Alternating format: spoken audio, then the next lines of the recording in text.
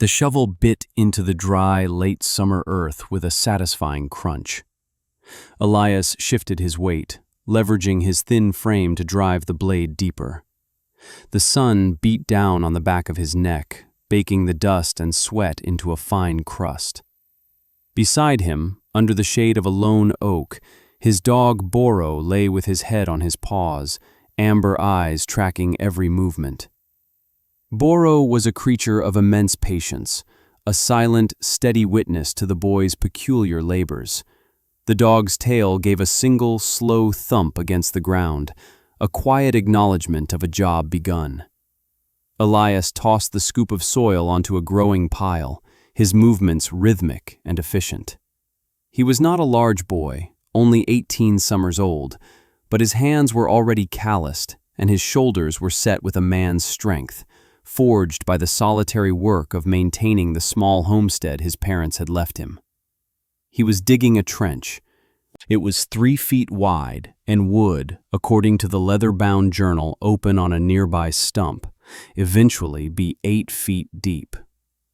This was only the first of a series of trenches that would snake from the small, south-facing hillock down toward his cabin, a serpentine pattern of deep scars in the meadow. From the porch of the neighboring farm, a figure watched him. Mr. Gable, a man whose face was a roadmap of 60 winters, leaned against a post, arms crossed over his barrel chest. After a solid hour of observation, his curiosity finally won out. He ambled across the field, his boots kicking up small puffs of dust. "What in heaven's name are you doing, boy?" Gable's voice was a low rumble, not unkind, but heavy with the certainty of a man who had seen everything and was rarely surprised. Boro lifted his head, a low growl vibrating in his chest, but Elias gave a soft click of his tongue and the dog settled back down. Elias paused, resting his foot on the shovel blade. He wiped a forearm across his brow. "Digging." Gable squinted at the shallow ditch. "I can see that. That's a powerful lot of digging for no discernible reason. You putting in a new privy? It's a bit close to the house for that." "It's a heat sink," Elias said, his voice quiet, almost lost in the vastness of the open air. The older man blinked. He looked from the trench to the boy's earnest, dirt-streaked face. "A what? Son, that's just a hole in the ground, and a foolish one at that. Winter's coming. You should be splitting wood, not playing in the dirt." "I have a plan," Elias stated simply, turning back to his work. He drove the shovel into the earth again. "A plan," Mr. Gable repeated, the word laced with dismissive pity. "That's the craziest thing I've ever seen. What are you going to do when the first hard frost comes? That ground will heave and collapse the whole thing. You're wasting the best part of the working season." He shook his head, a gesture of profound disappointment. "Your father was a practical man. He'd be splitting wood." Elias did not answer. He just kept digging. The rhythm was his response. Shovel in, lift, turn, empty, repeat. He knew what the journal said. He had read the spidery script by lamplight every night for a month, his father's words a bridge across the silence of the last year. The theories were sound, based on observations of ancient Roman hypocausts and the natural insulation of the earth itself. His father had never had the time or the resources to build it, but he had left the blueprint. "The earth holds the summer's warmth long after the air has forgotten it," one entry read. "You just have to know how to ask for it back." This trench was the beginning of his asking. A younger voice cut through the tension. "Uncle, you're bothering him." A girl, perhaps Elias's age, had come up behind Mr. Gable. It was his niece, Lena, who was staying for the season to help her aunt. She carried a basket of laundry, and her eyes, the color of moss after a rain, held a genuine curiosity, not the judgment of her uncle. "I'm trying to talk some sense into him," Gable grumbled. "He's digging a ditch to nowhere." Lena looked at the trench, then at Elias. "What is it for?" she asked, her voice clear and direct. Elias stopped again, leaning on his shovel. He appreciated the simple, honest question. "It's for the winter," he said, "to stay warm." She nodded slowly, as if that made perfect sense, even though it clearly did not.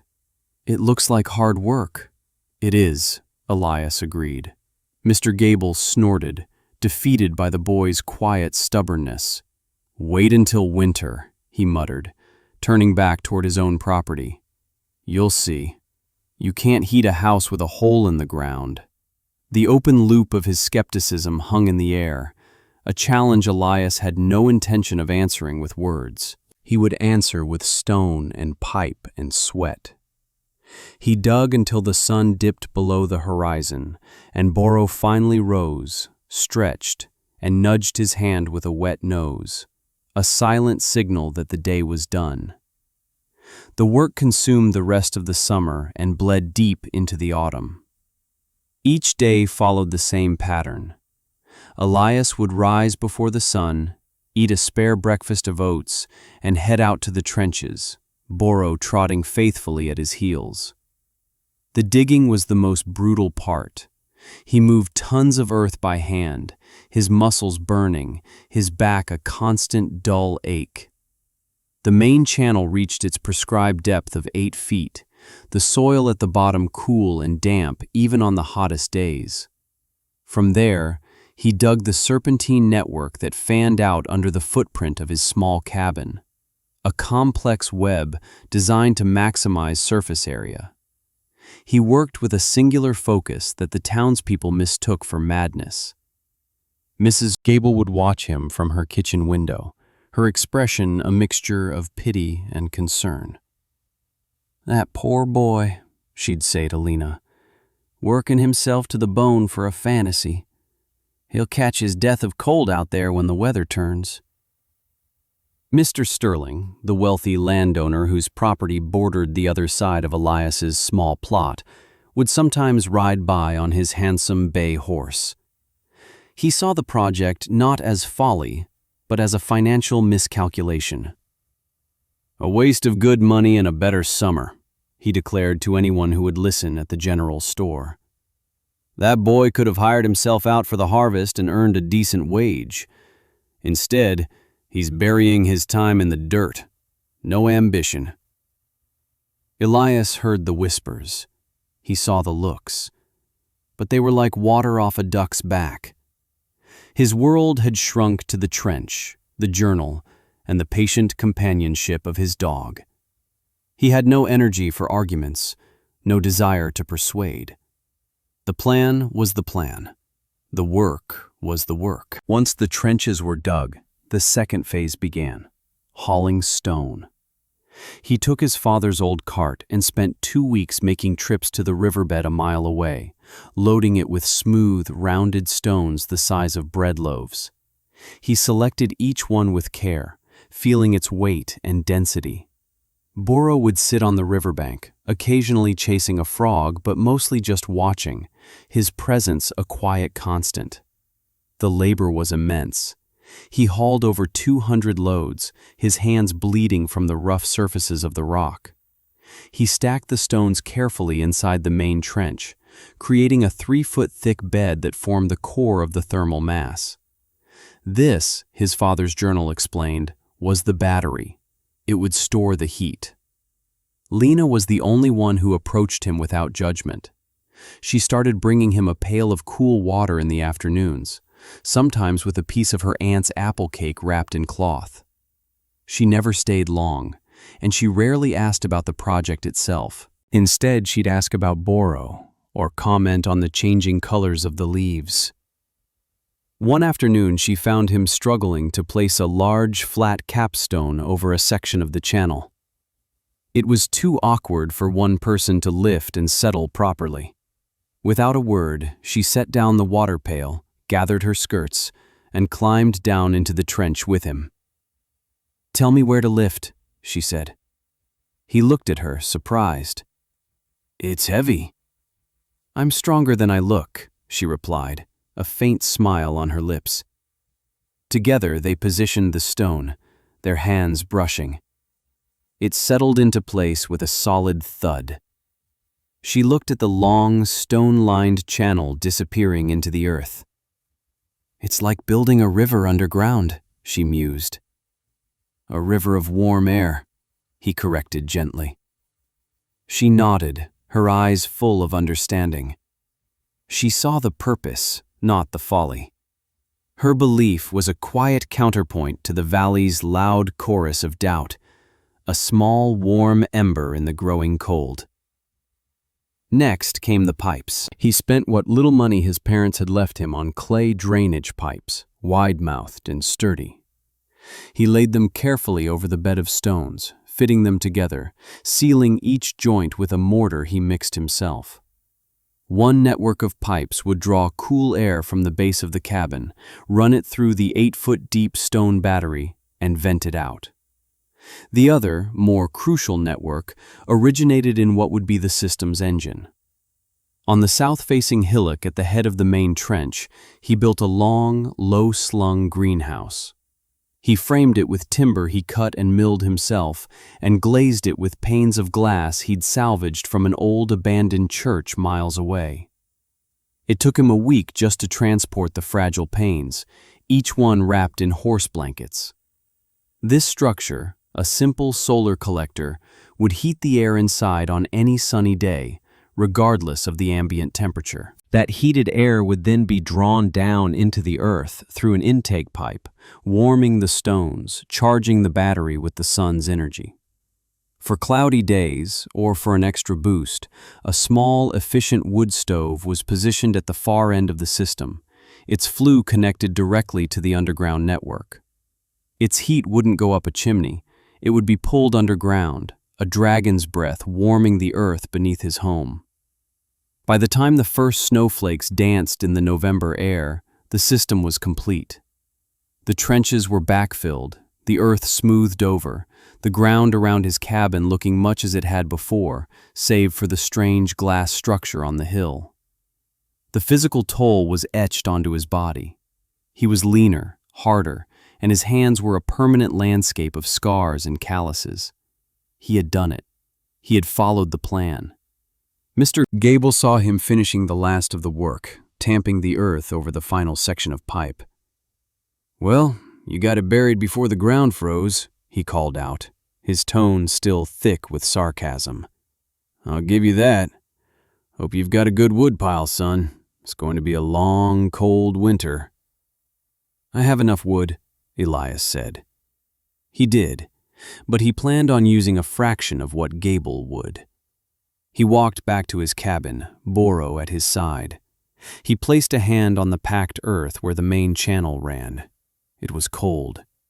For the first time, a sliver of doubt, cold and sharp, pierced his certainty. What if they were all right?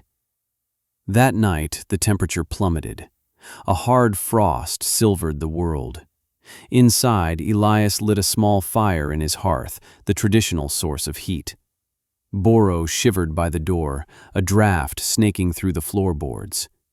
Elias watched the dog, then looked at the journal on the table. "Patience," his father had written.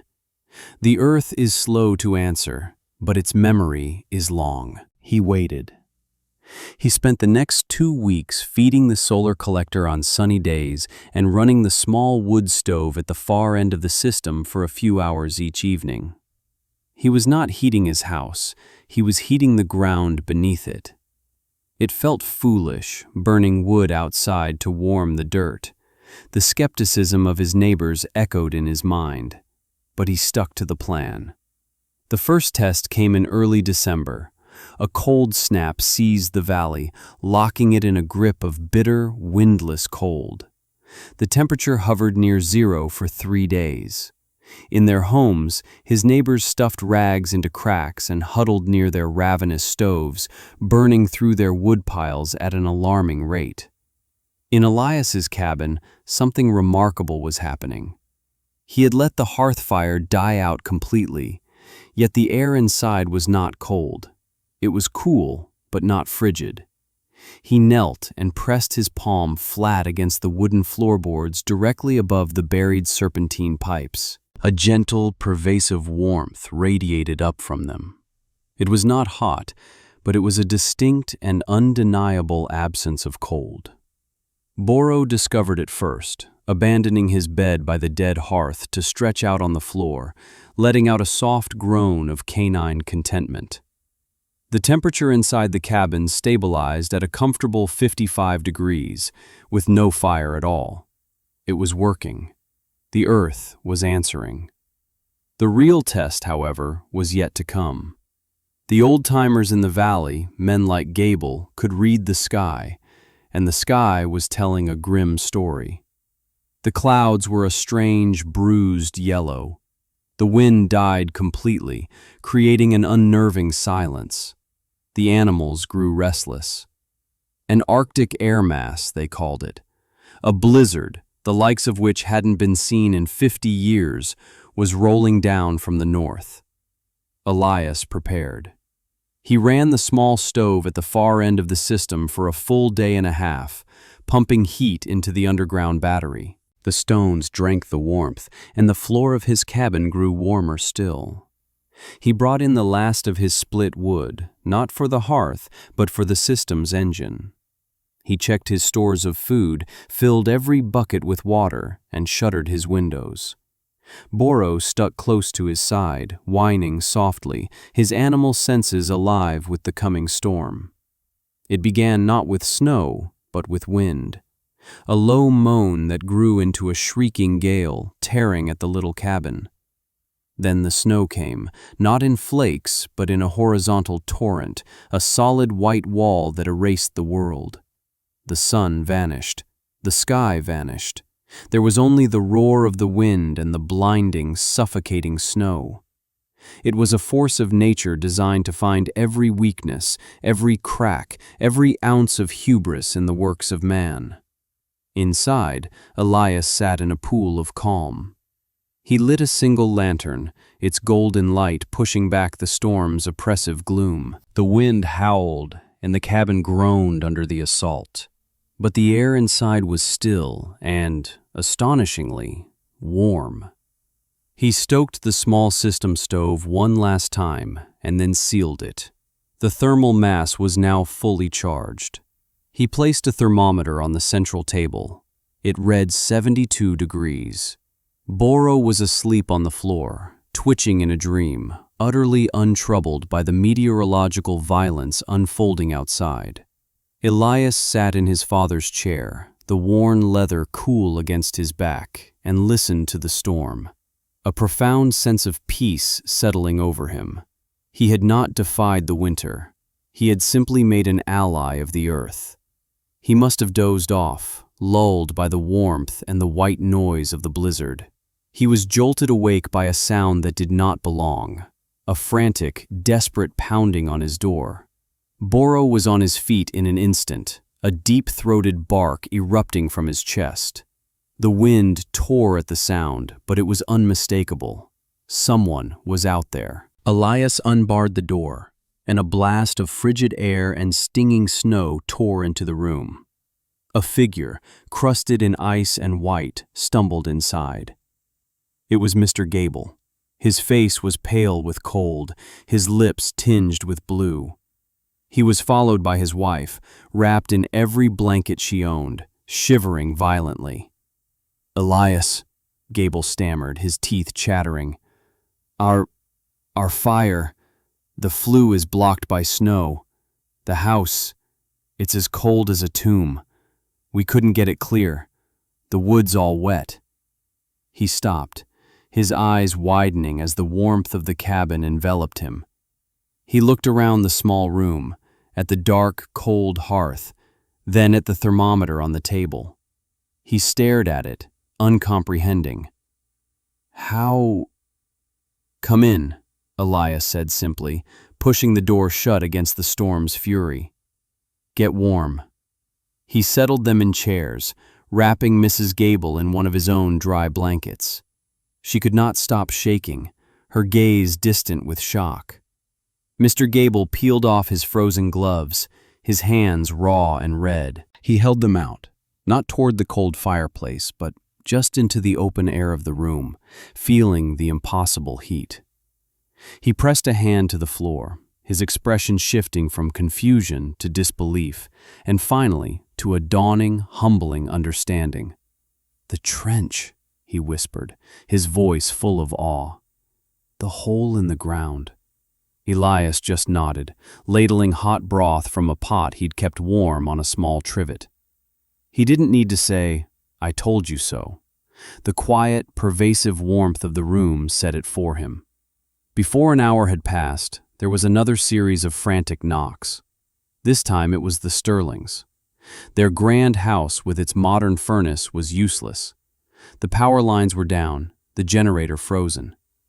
Mr. Sterling, a man accustomed to being in charge, looked small and afraid, his expensive coat doing little to ward off the life-threatening cold.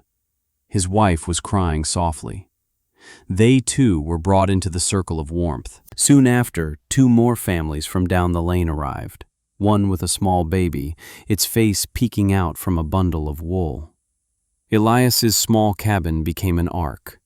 It was crowded and filled with the scent of wet wool and fear, but it was warm. It was safe. People huddled together, sharing blankets, speaking in hushed tones. They watched Elias as he moved quietly through the space, checking on the baby, offering what food he had. He was no longer the foolish boy digging a ditch. He was their anchor in the storm, the quiet center of their survival. They had mocked his labor, and now they were sheltered by its fruit. Outside, the blizzard raged for 2 full days, burying the valley under a shroud of white more than 10 feet deep. But inside the small cabin, the temperature never dropped below 68 degrees. The earth, holding the memory of a summer sun, had kept its promise. When the wind finally died and a pale, watery sun revealed the transformed world, the group emerged from the cabin like survivors from a tomb. The landscape was alien, a vast, rolling desert of snow. Chimneys were buried, roads had vanished. Their own homes were frozen, dark shells. But they were alive. As they prepared to dig their way back to their houses, Mr. Gable approached Elias. The older man's face was etched with humility, his usual bluster gone. He stood before the young man, his hat in his hands. "I was wrong, son," he said, his voice thick with emotion. "I was a fool. You didn't just build a heat sink. You saved us. You saved all of us." Mr. Sterling, ever the pragmatist, pulled out his wallet. "Let me pay you for the food, for the shelter." Name your price. Elias looked at the money, then at the man's face, and shook his head gently. "Keep it," he said. "You'll need it for repairs." He turned his gaze to the valley, to the immense work of digging out that lay ahead. "We should all get started." That single event changed everything. The story of Gable's Folly, as it had been derisively known, became the legend of Elias's Ark. The mockery turned to respect, the pity to admiration. In the spring, when the great melt came, people didn't see a foolish boy. They saw a visionary. They came to him not with scorn, but with questions. Mr. Gable was the first. He arrived one morning, shovel in hand. "Will you show me?" he asked, the request a profound apology. "Will you teach me how to do it?" Elias did. He didn't lecture or boast. He took his father's journal, now smudged with the dirt of his own labor, and walked Gable through the principles. Then they started digging. Together. Soon others followed. Elias found himself at the center of a quiet revolution. He taught them how to read the land, how to site the trenches to best capture the sun and the flow of air. He showed them how to lay the stone and seal the pipes. The valley became a place of communal labor, of shared purpose. Men who had mocked him now worked alongside him, their sweat mingling with his in the soil. They were not just building heating systems, they were building a community, one more resilient and interconnected than before. Lena, who had been a quiet believer all along, now watched with a soft pride. Her uncle's transformation was the most profound. He became Elias's most devoted student and advocate. Their bond, forged in the blizzard, deepened through the shared work that followed. One evening, as the sun set, casting long shadows across a newly dug trench at a neighbor's farm, Lena sat with Elias on his porch. "My father would have liked this," Elias said, his gaze on the valley where several other similar projects were now underway. "He always said that knowledge is useless unless it's shared." "He would have been proud of you," Lena said softly, her hand finding his. In the quiet warmth of the evening, a new future, one not of solitude but of partnership, began to take shape. He was no longer just the boy who survived. He was the man who had taught his entire community how to thrive. The warmth he had drawn from the earth was now spreading from house to house, a legacy of quiet persistence taking root in the valley he called home. The seasons turned, and the years flowed one into the next, like water. 10 winters passed, then 20. The valley was transformed. The sight of a long, low greenhouse on a southern slope became as common as a barn. The brutal winters still came, locking the mountains in ice, but they were no longer feared in the same way. The community, warmed by the earth beneath their feet, weathered the storms with a quiet confidence. The Elias system, as it came to be known, was a standard feature of every new home built, and most old ones had been retrofitted. The amount of wood cut each autumn dwindled, and the forests on the surrounding hills began to grow back, thicker and healthier than before. Elias and Lena married in the second spring after the Great Blizzard. Their life was woven into the fabric of the community he had saved.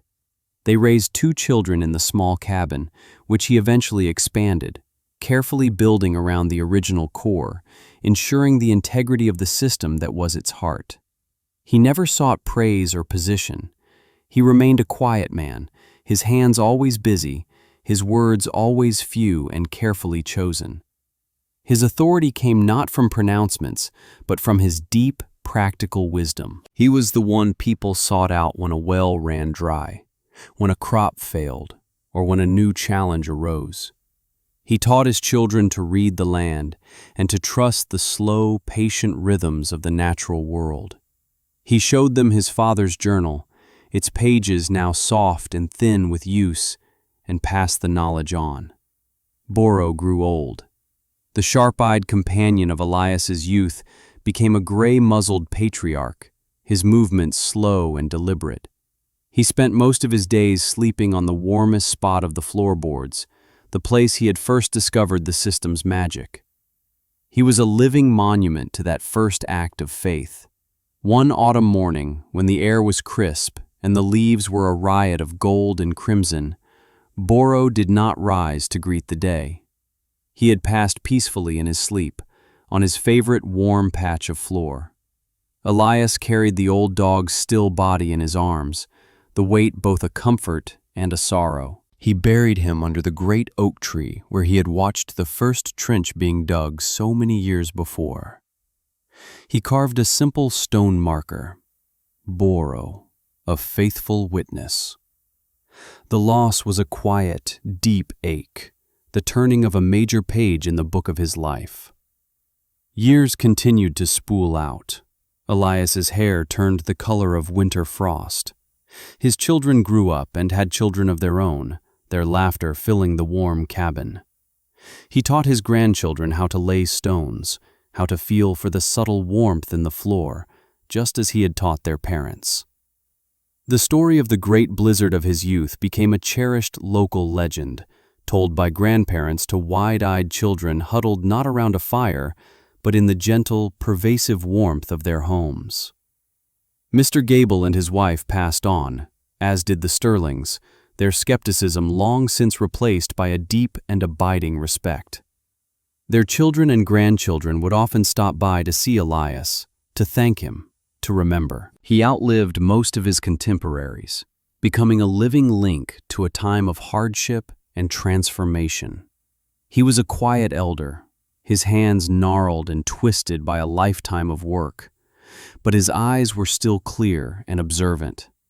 He would sit on his porch, watching the valley hum with a life that was safer and more secure because of a plan laid out in a dusty journal and executed by the stubborn persistence of a lonely boy.